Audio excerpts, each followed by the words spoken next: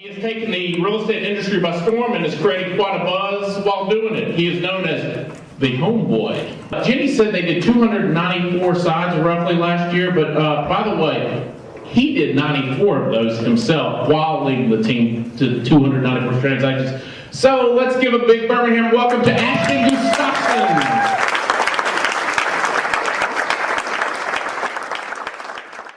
What are your company values? And I said, well, what do you mean? And he's like, well, let me ask this another way to you. When and why do you hire somebody? Let's ask it another way. When and why do you fire somebody? And let's ask it another way. Why do you get out of bed every day? What is it about you that makes this thing work? What is it about you that's passionate? Or what are your passions? What are your ideas that get you going in this business? He said, to help you answer that question, I'm going to give you a book called Mastering the Habits of the Rockefellers. I forgot who wrote it, but you can find it on Amazon. So I pick up this book and I start reading it, and I'm like, oh my gosh, okay.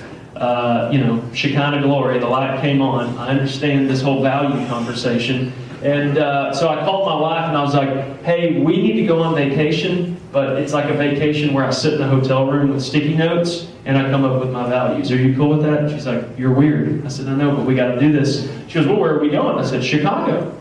She said, it's February. That sounds terrible.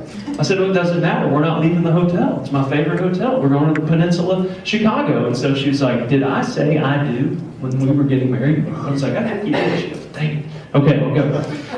So you can feel free to laugh at that. So we go up to Chicago and we're sitting there and I'm reading this book, Mastering the Habits of the Rockefellers. I'm also reading this book called A Million Miles in 1,000 Years by Donald Miller. And that book is really unique. It's about life being like a story, that when at the end of our days, when the credits roll, we've either lived what looks like a really good movie and people talk about it, or we just lived some story that people really don't talk much about. We either win the Oscar or we kind of just, get put on the shelf.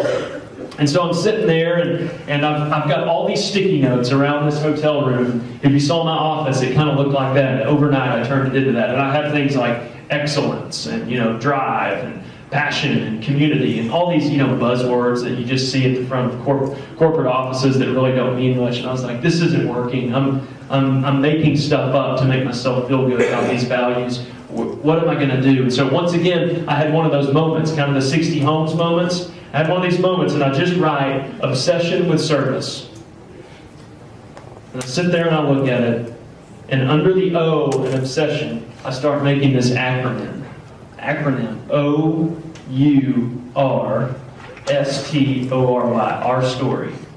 And then another one of those moments that I can't explain, it was kind of the let the music play type thing all over again. I write out the values of who I am as an individual and who I am as a professional. So we've got our story, you follow me? Obsession with service. Utilize the imagination. Rapid response to the market and to the consumer. Strategy in all things. Truth and trust rules the game.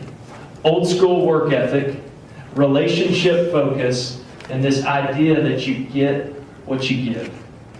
And it still feels like a holy moment to me sometimes when I hear those things. It's like I need to kick my shoes off, because I was looking at downtown Chicago and I just write this our story, and I turn to my wife and I'm like, this has so many implications for us. This works as husband-wife.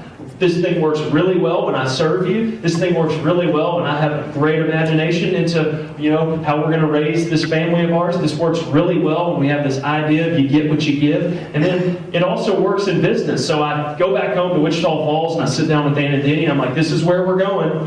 I don't know if we're going up, down, over, sideways. It's January 1, 2010, but our story is where we're going.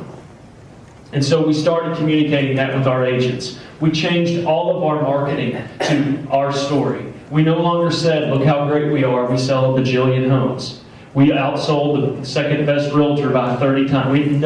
All of that went away. We went to saying, Wichita Falls, Texas, we are obsessed with serving you. We will utilize the imagination. We will rapidly respond. We will bring strategy to all things, truth and trust, old school work ethic, relationship focus, and you get what you give.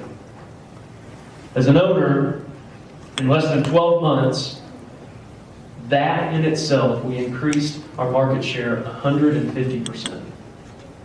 Not only was it a down market, but we grew our business like mad. We only added one person. And we did 300 transactions with about 6 of us. So we're averaging about 60 sides per agent. And then there was one office that did more than we did, and they've got about 25 agents in their office.